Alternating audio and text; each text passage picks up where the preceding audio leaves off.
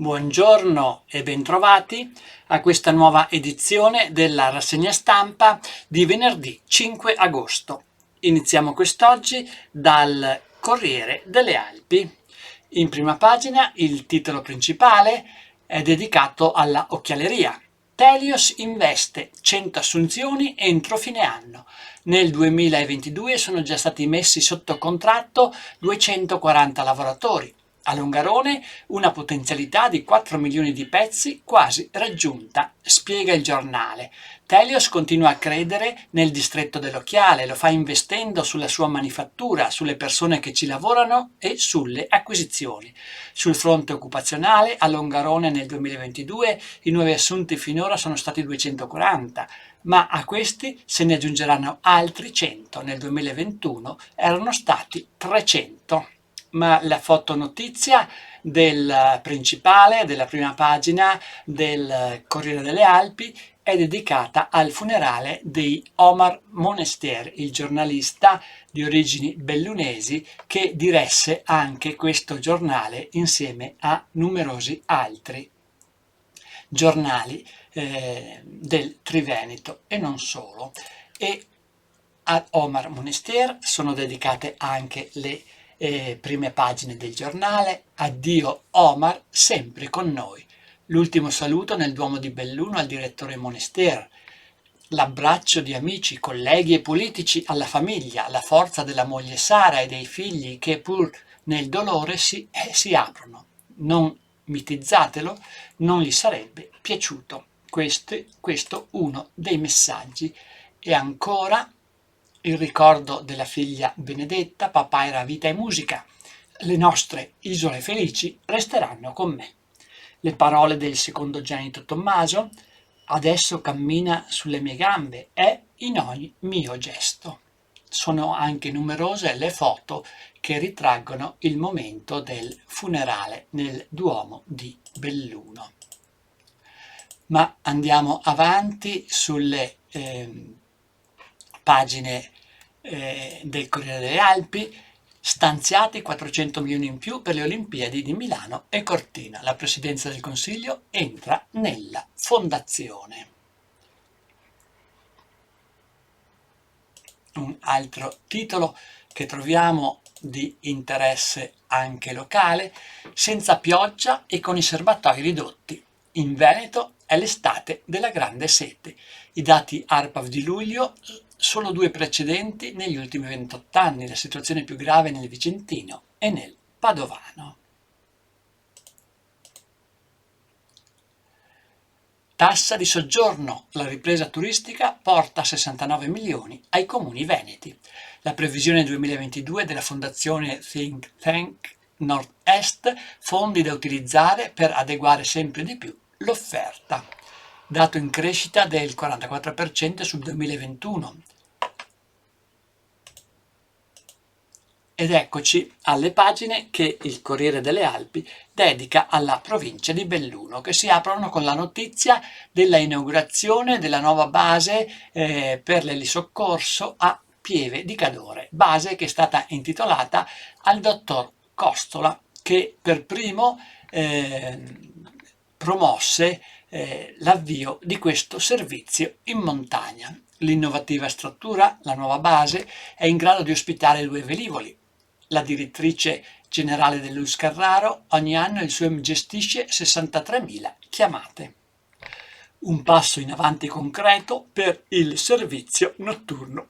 Nelle prossime settimane verrà completata la formazione del personale specializzato per l'utilizzo dei visori che consentono appunto il volo notturno.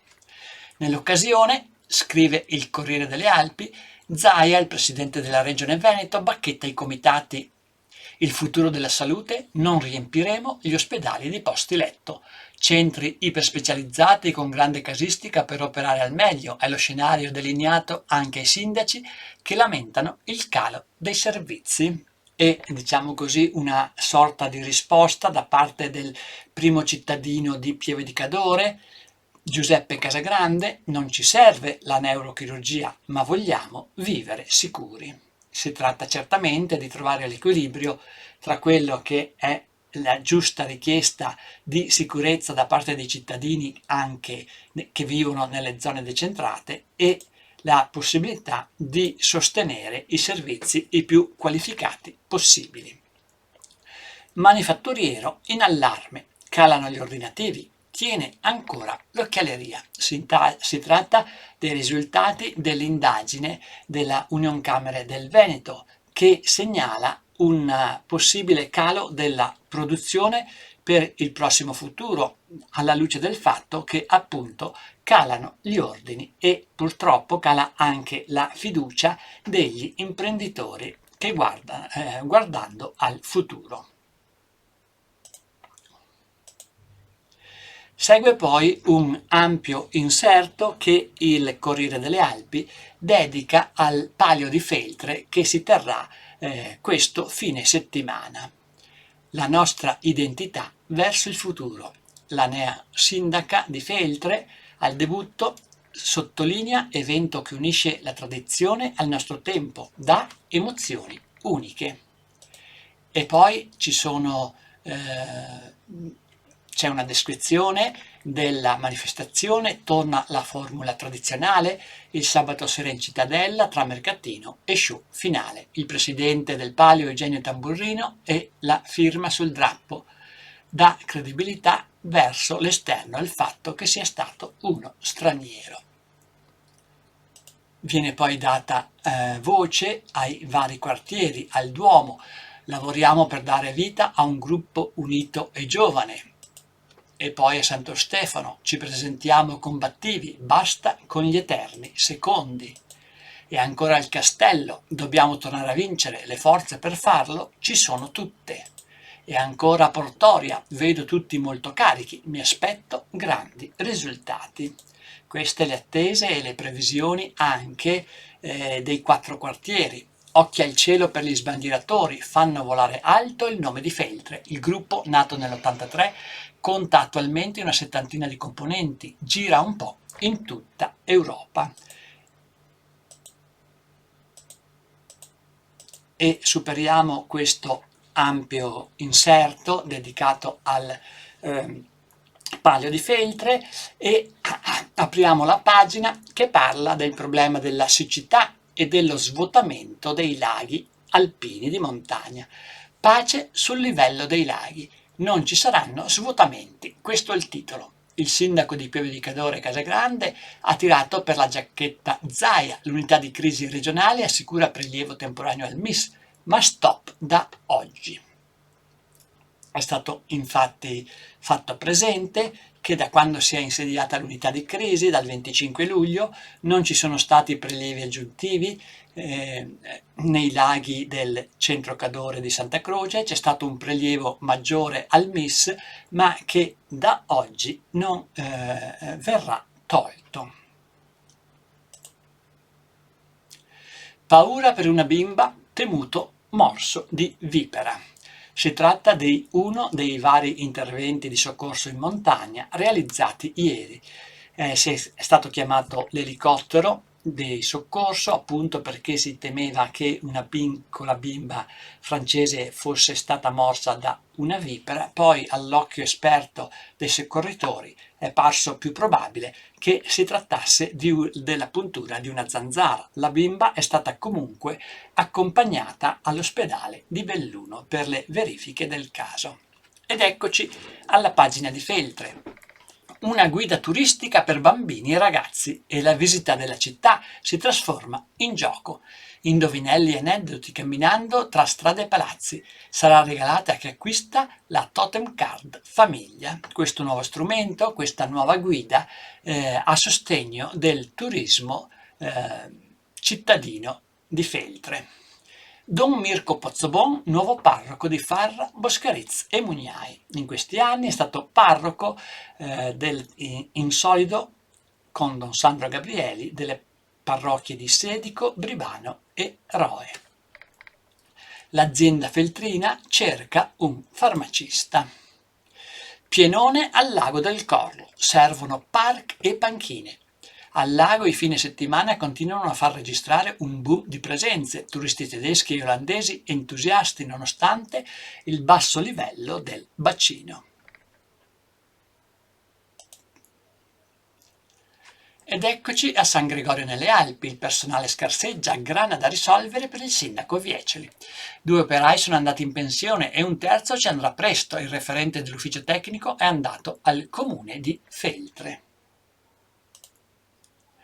Cantiere della Provvidenza, molto più che accoglienza. Il presidente della Caritas Nazionale, Don Carlo Ridaelli, ha visitato recentemente la struttura che si trova in località Pasa, nei pressi di Sedico.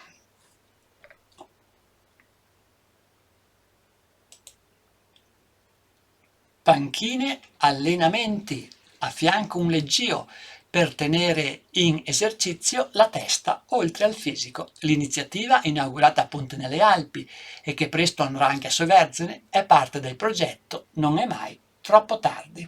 Longarone, Metalba, il comune presenti osservazioni sull'ampliamento.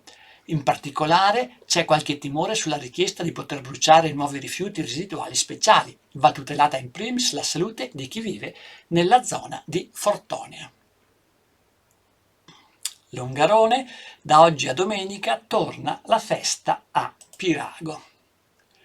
Falcade, piano degli interventi. Il comune ci metterà mano. Lunedì il Consiglio darà il via libera alla riapertura dei termini per le osservazioni. Il sindaco Salvaterra così è troppo stringente nei confronti della popolazione. Altro tema della seduta è il progetto per rifare la mensa del convitto dell'alberghiero.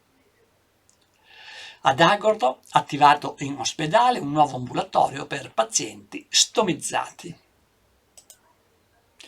Ed eccoci a Cortina, 7 giorni per dare nuova vita al bivacco incassato nella roccia.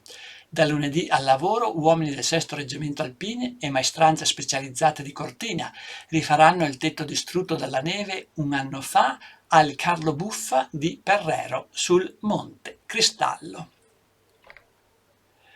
Lorenzi, il sindaco di Cortina e Ghezze, a Roma da ANAS sul Lungoboite, cantiere più snello. C'è stato un incontro pure con Sant'Andrea sulla pista da bob.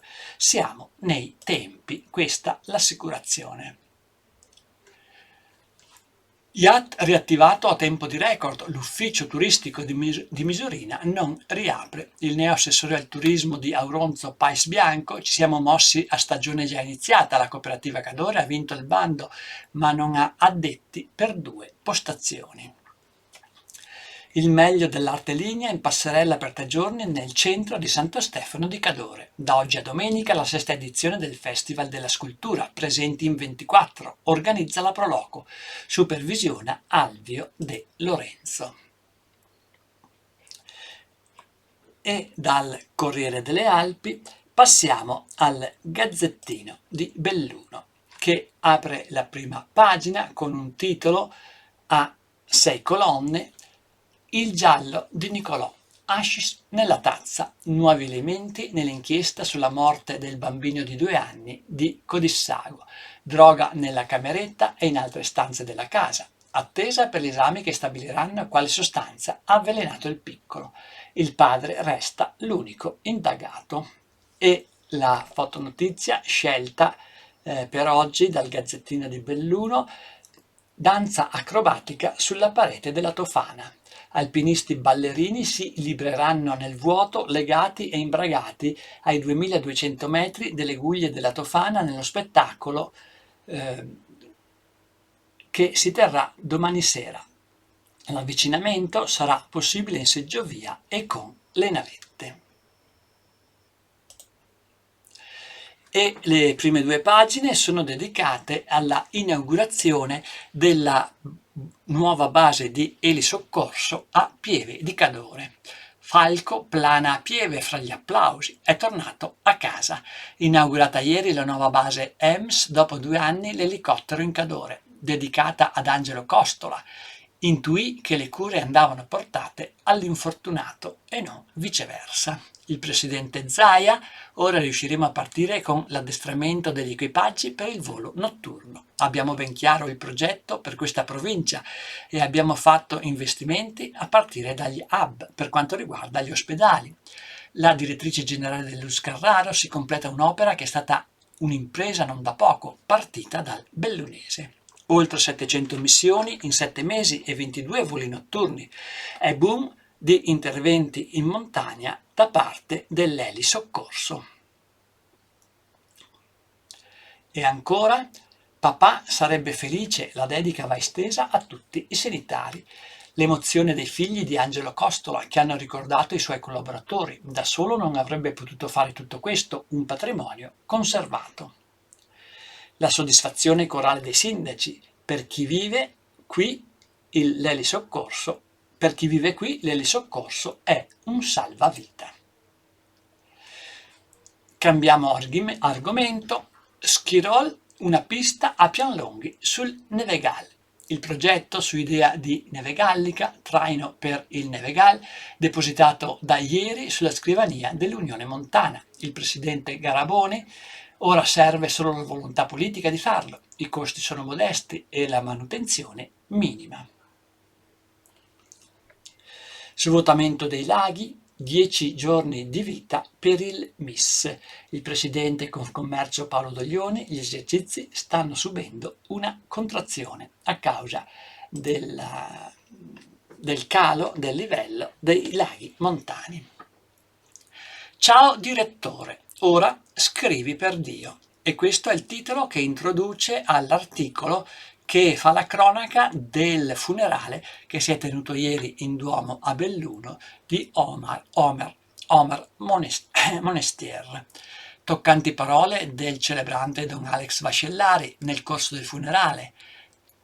L'omaggio della città al bellunese di Trichiana, molte autorità, tra cui i presidenti di regione Luca Zaia e del Friuli Massimiliano Fedriga. E questa mattina, sempre nel Duomo di Belluno, alle 11 si tiene anche il funerale di Giambattista Arrigoni, che sarà trasmesso anche sul web, su YouTube, grazie alla collaborazione tra Rotary Club Belluno e Associazione Bellunesi nel Mondo. Il volano Olimpiadi, puntiamo sui giovani. L'assessore di Belluno Mazzoccoli al lavoro su iniziative che coinvolgano anche la città capoluogo. Fratelli d'Italia darà un contributo importante alla giunta con contatti a tutti i livelli, sottolinea.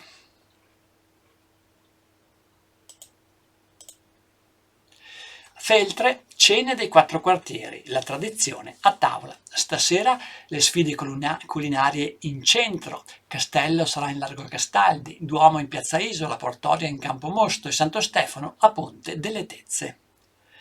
E per il Palio, la cittadella, dopo la pandemia, torna protagonista con spettacoli e gare. Bimbi alla scoperta della città, guida turistica per i giovani a Feltre. L'opera è stata realizzata dalla giornalista e storica Laura Pontin. Presente alla presentazione la sindaca Fusaro, l'assessore Zatta, il consigliere Spada e la funzionaria Viviani. Unione Montana Gordina frena, subentra a Costa. Il sindaco di Colle e vice uscente di Unione Montana subentra l'ex collega di Falcade. L'obiettivo è trasformare l'organismo in un ente d'aggregazione per i comuni. Fondi Covid, tari abbassata grazie ai residui a Borgo Valbelluna, oltre 100.000 euro utilizzate per ridurre il tributo alle famiglie. San Tommaso, morto l'ex sindaco Avoscan, ideò la strada per le frazioni alte. Da 80 anni in vacanza nella Conca. Mario Sandrin, commercialista pordenonese, sale in Ampezzo da quando aveva 5 anni e non soltanto per la villeggiatura estiva. Ordigni bellici nei boschi sopra Barp di Serico, bonifica in vista, prosegue l'opera dell'appassionato Gianni Viel. Costa il Murales, copre il cemento.